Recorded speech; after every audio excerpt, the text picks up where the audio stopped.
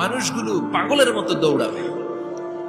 কেউ থাকবে টয়লেটে, কেউ হসপিটালে, কেউ মাজারে, কেউ বাজারে, যে যেখানে থাক শুরু হয়ে যাবে কিয়ামতের এই ভয়াবহ দৃশ্য।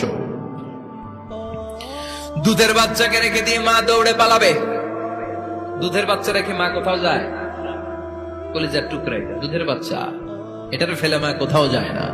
কিন্তু কিয়ামতের এই ঝাঁকুনির দৃশ্য দেখে আল কারিয়া মাল ওমা আদরাকা মাল, এই দৃশ্য দেখে দুধের বাচ্চারে রেখে মা দিবে দৌড়।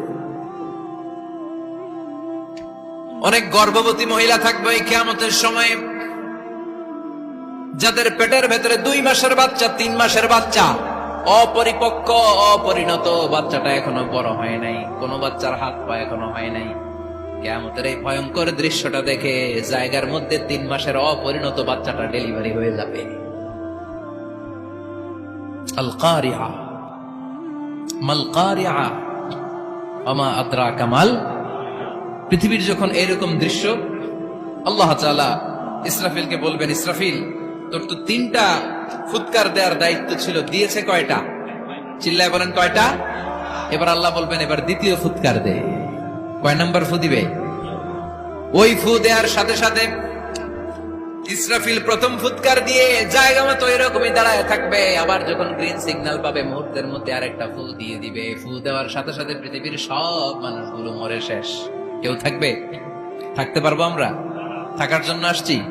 একদিন মাটির ভেতরে হবে ঘরে মোনামারে, কেন বান্ধ দালান ঘর, প্রাণ পাখি উড়ে যাবে পিঞ্জর ছেড়ে,